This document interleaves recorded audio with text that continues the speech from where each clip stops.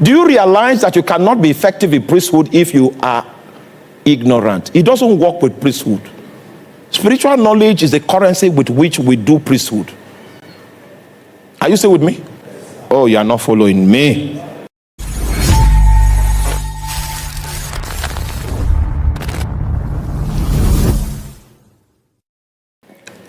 Genesis chapter 27, let us see a simple scripture that lays out the matter very, very plainly.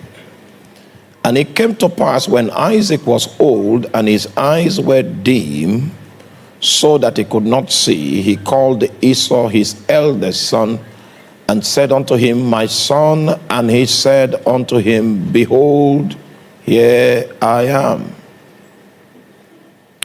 And he said, Behold, I am old, and I know not the day of my death. Now therefore take, I pray thee, thy weapons, thy quiver, and thy bow, and go out into the field, and take me some venison,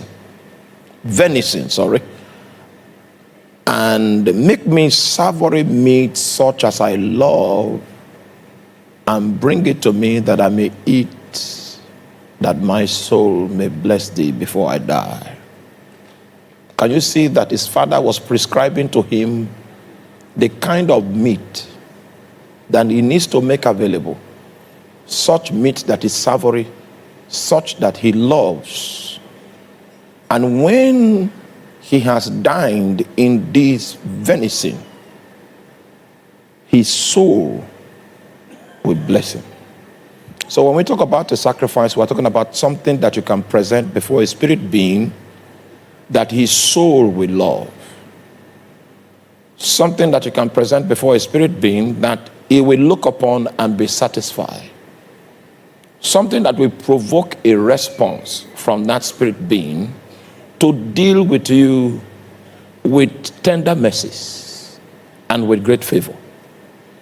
And the Bible is saying that the priesthood of the New Testament is established to this end, to offer up spiritual sacrifices unto God. Are you there? And such sacrifices will be acceptable because it's offered by the promptings of the Spirit of Jesus Christ. I had to go through the entire book of Leviticus. And the reason why I did this was because the champion priest is Moses. And it will be difficult for us to understand the context of priesthood, even as it applies to New Testament reality, if we do not take some time to study the ministry of Moses and the mysteries that his ministry is downloaded. Are you still with me? Now, through the ministry of Moses, we began to understand such sacrifices that God, our God, can accept. His ministry provided a clue that establishes the operating system for all such righteous priesthood, because it gives us a lot of window to know the kind of sacrifices that will be pleasing in the sight of God. So the book of Leviticus happens to be our manual for this season. We'll take a theological look at it, understand its overview, and we must also note, because I need to present a few scriptures to us in our analysis of the book of Leviticus, so that we will transit from information to understanding. I need to give us a few scriptures just to bring us back to the stage of capacity building one more time. Okay, maybe let's do Hebrews chapter 10, beginning from verse number 1. Hebrews chapter 10, beginning from verse number 1. Now, this is what Apostle Paul says. He said, for the law, having a shadow of good things to come, and not the very image of the things. Now, this is an attempt to explain to us that when we travel into the Old Testament and we see the patterns that are established in the Old Testament, the interpretation of those patterns in the New Testament is not always going to be in the shape that they are presented in the old. There are a few adjustments that apply in most cases. You don't take it hook, line, and sinker. Now, he's saying that the Old Testament, this is the purpose that it serves. It is a shadow of things to come. Are you there? It is pointing to things that are yet to come. It is a prophetic drama about things that God wants to do. So, I hope you know sometimes. Have you taken a look at your shadow? Do you see your shadow sometimes? I know you don't. When it is 12 noon, try to trace your nose in the shadow. You will discover that the nose you will see in the shadow might be like this. You are not following me. You might find a part of your body that is highlighted by the shadow in a proportion bigger than the actual image. So if the Old Testament is a shadow of things to come, that means it is a prophetic pointer pointing to realities that will be obtainable in the future. Are you there? The second thing we need to note is that it is not the very image of the things. It is not the very image of the things. So there is no way you can understand the things by just solely looking at the shadow, because it is not the very image of the thing. So we are not supposed to practice priesthood in the exact similitude as it is found in the Old Testament. But we know that what is obtainable in the Old Testament is pointing to something that is to come. Does that make sense? All right, so it's Apostle Paul that is trying to give us the adaptation principle. And the adaptation principle is the spiritual explanation that causes us to have the new eyes and new lenses to see the New Testament in the Old Testament. Once you are armed with the fact that it is a shadow, the second thing you need to be armed with is that it is a shadow of good things to come. That means it's prophetic. Third thing you need to be armed with is that it is not the very image of the things. Can never, with those sacrifices which they offered, year by year, continually make the comers thereunto perfect. So the sacrifices that were offered in the Old Testament did not have the capacity to make the people that attended to them and the people that benefited from them perfect. So there was a deficiency with the actual Old Testament structure. Verse 2. For then will there not have ceased to be offered. That is, if they were perfect, God would have stopped there and would have been operating that kind of priesthood. And there will be no need for it to cease, because that the worshippers once purged should have had no more conscience of sins. But in those sacrifices, there is a remembrance again made of sins every year. So there is a cyclical process that must be undertaken, because the sacrifices did not have the adequate spiritual stature to undo sins. So there is a ritual around sins that was done every year. Yes, verse 4. For it is not possible that the blood of bulls and of goats should take away sins. Wherefore, when he cometh into this world, he says, sacrifice and offering thou wouldest not, but a body hast thou prepared me. This is a transition that I need to draw our attention to. Are you there with me? Now, the transition that I'm trying to draw your attention to is the key to understanding New Testament priesthood. And this transition has to do with migrating from sacrifice to a living sacrifice. That's what that scripture is. How many of you still remember that in the Old Testament, you bring a goat, and the goat is what is sacrificed. So, and the implication of that sacrifice applies to you, even though you were not the one that physically suffered the depravity that the goat was subjected to. But the spiritual effect of the sacrifice of the goat applies to you. Now, what Jesus did when he came to become the ultimate sacrifice was that it was no longer goats that were sacrificed. It became an experience that a man will experience. Do you understand that? Or you didn't get that?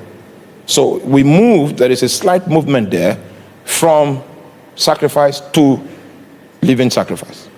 Now, our New Testament priesthood is founded, as you will see in a moment, is founded and predicated upon the efforts that Jesus has already made. And you need to understand it very well so that when we begin to apply it, as we apply it in the natural, it might not look powerful. But the consequence it has in the spirit is the reason why we operate that way. Is that clear? Remember that all forms of priesthood in the New Testament is predicated on what Jesus did. Because without the sacrifice of Jesus, we will not even have any priesthood at all. I'm going to show you the infrastructure that was in the temple.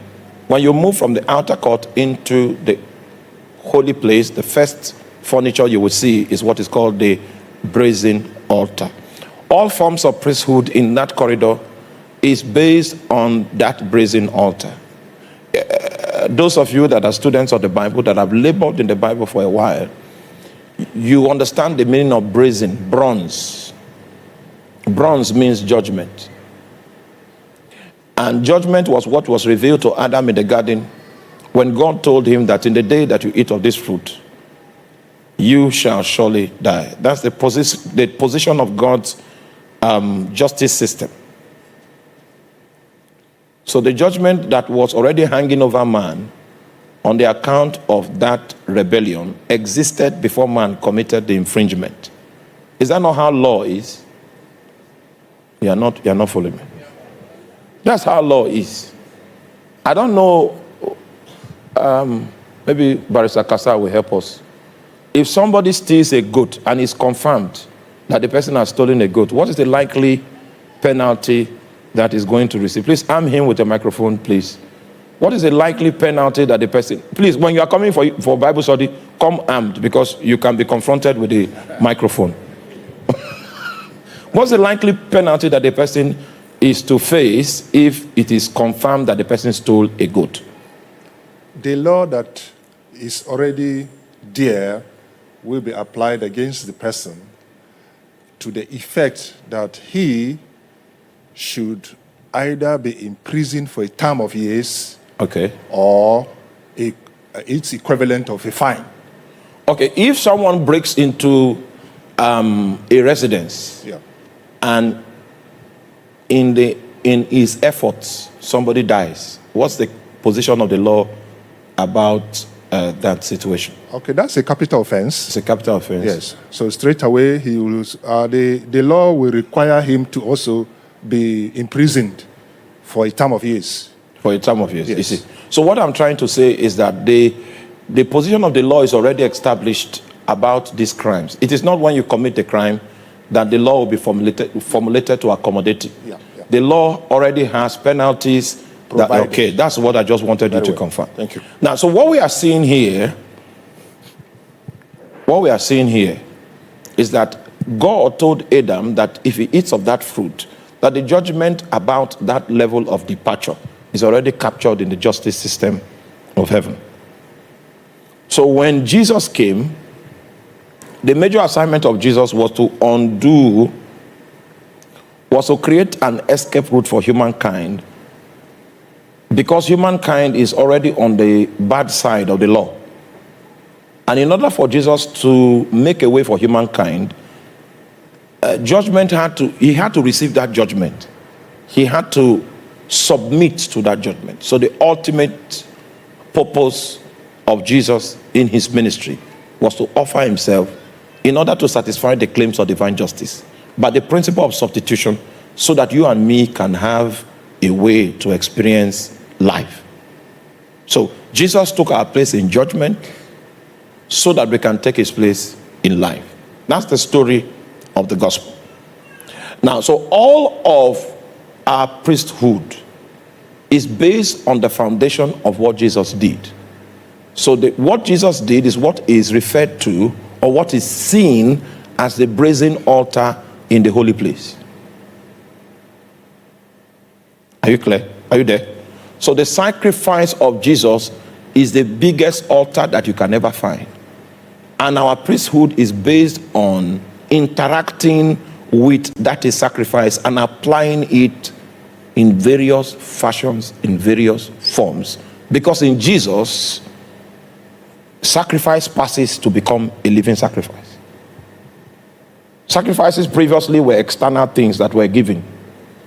But the priesthood that Jesus came to manifest, which is the priesthood after the order of Melchizedek, it is human beings that become the sacrifice. You get that? Oh, you didn't get it? Wherefore, when he cometh into the world, he said, sacrifices, offerings, thou wouldest not. It means that the sacrifices that were offered in the Old Testament did not really have the ability to undo the things for which they were offered. So when Jesus came, he says, sacrifices, burnt offerings, that you would not, but a body you have prepared for me. The reason why you have given me a body is so that I can become the ultimate sacrifice. Can you see that the sacrifice now has moved from animals and it has moved to a man? You get that? A body. That was the reason why Jesus was assigned a body, so that he can pay the ultimate price, the ultimate type of sacrifice that will be pleasing in the sight of God, that will satisfy the claims of divine justice. Go on. In burnt offerings and sacrifices for sin, thou hast had no pleasure. Go on.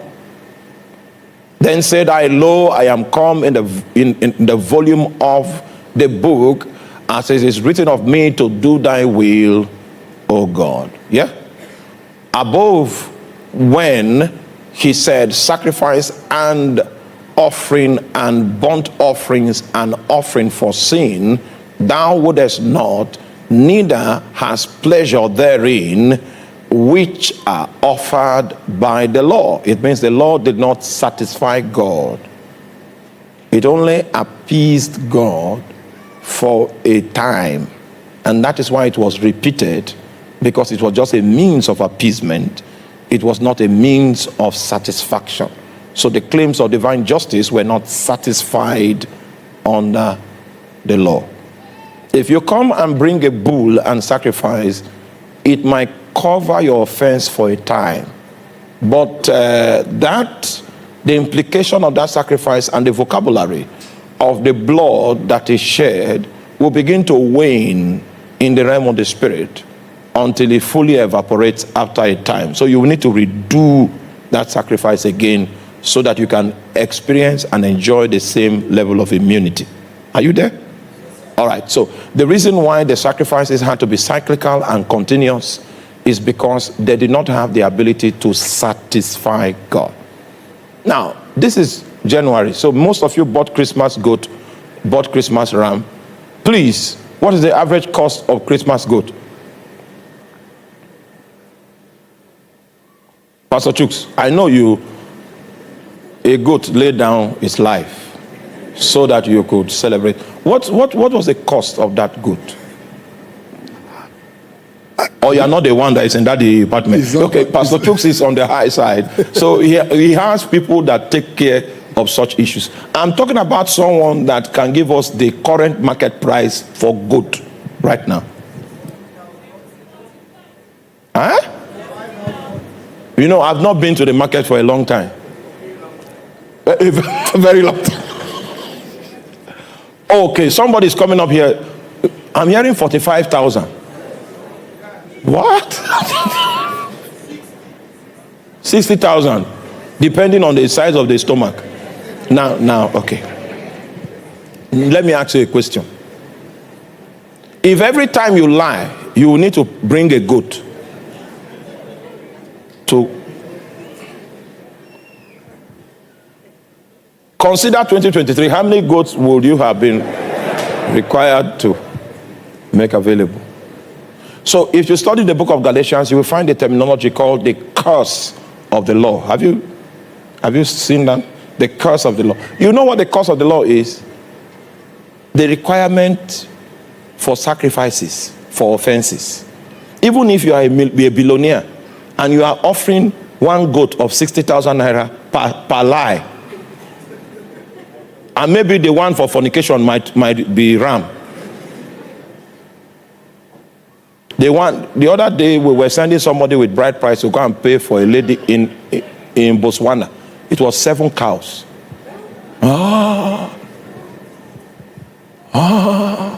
7 cows. How much does a cow cost? I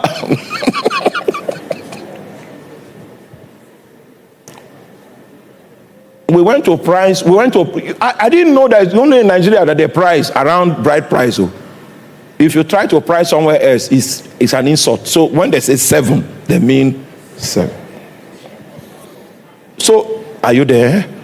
So it means, according to Botswana culture, the cost of a man is 7 cows. So if the person commits murder and somebody dies, the number of cows you need to bring to atone for that error might be 7 cows. How much does 1 cow go for? You're already seeing that all of us will be in debt. None of us will be rich enough to cover the level of atonement that is needed in order for us to walk free of the wrath of God. None of us. So that is what we call the cost of the law. The cost of paying for your infringements against God. You and me don't have enough resources to pay for it. Exactly.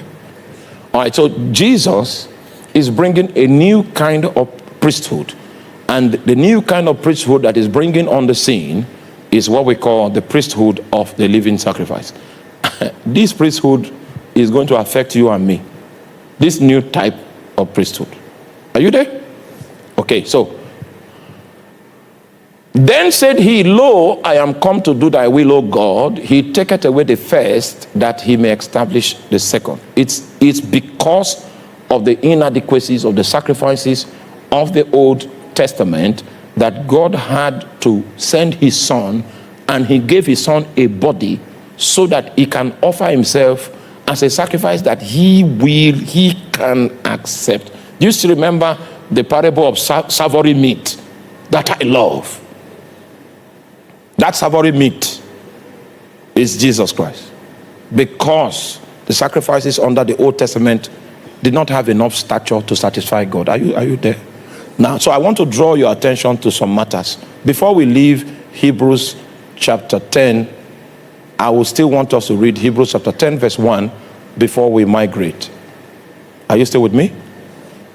Now, the reason why I'm going this way and showing you the broad concept of priesthood as it is practiced in the Levitical order is so that when we zero down and begin to establish how to raise a personal altar. Are you with me? You would have understood the concept of priesthood, and it will be easy for you to apply. It will be easy for you to practice it personally. And from experiential perspective, I will be able to suggest to you the kind of implication that you are going to derive by practicing priesthood in the art of establishing a personal altar. So when we finish talking about a personal altar, then we move to a community or a family altar. Then we move to a national altar. It sustains the same principles, but its application in each case might be just a little different. And when it goes beyond a personal altar, there are other terminologies we are going to include in describing it, like quorum. Why is it that on the day of Pentecost there had to be 120? In which other place do you find 120 people that are? Is there any other parallel that carries 120 in the Bible? Oh, for you is no.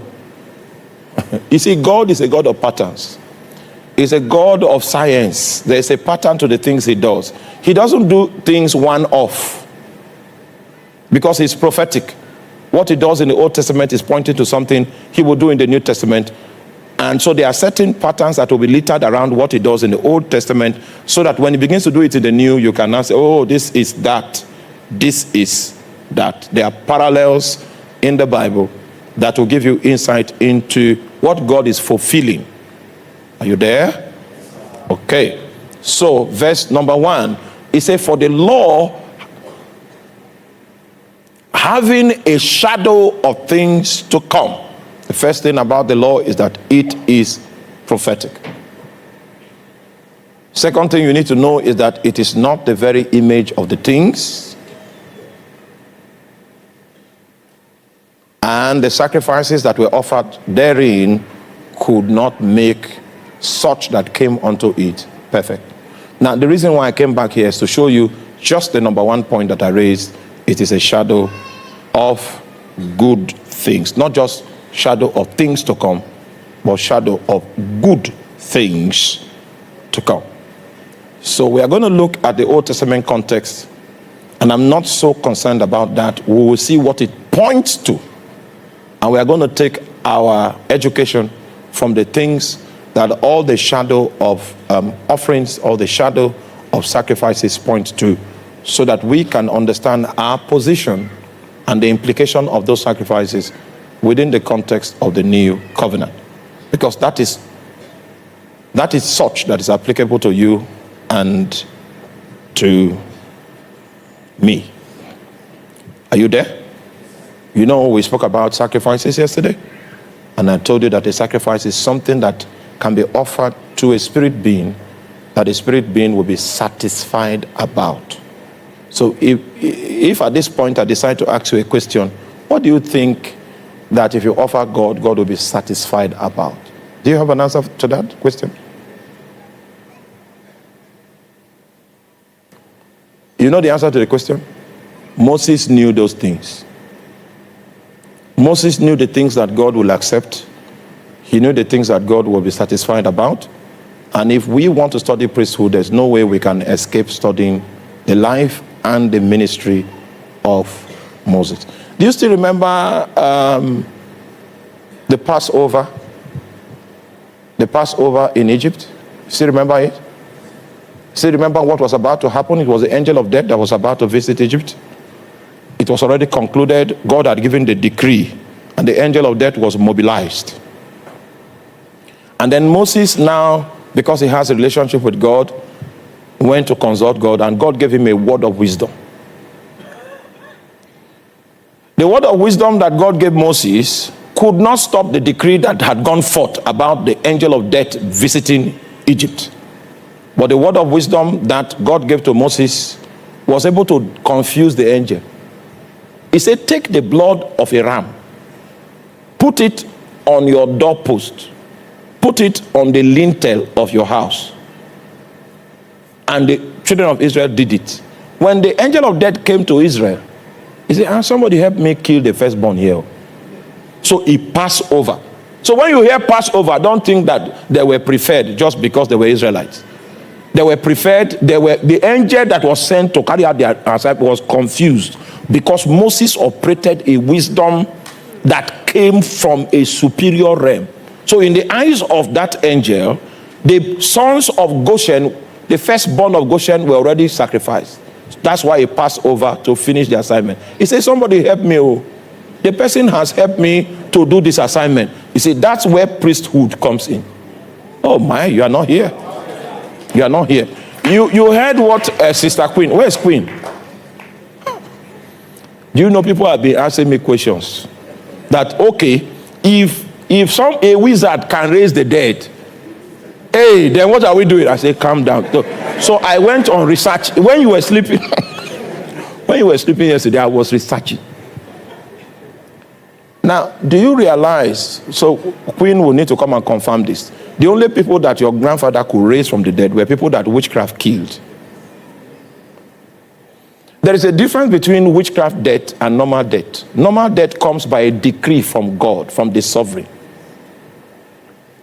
Witchcraft death is like an armed robber preying on something that is not his own. It's not in the archives, it's not in the records that this person should depart at this time. They use witchcraft to edge the person out. It was not as if an armed robber came to break his skull. It was witchcraft they used to edge him out. And when they edge people out like that, there are prison houses that they can be kept for a time. Their spirit, I mean.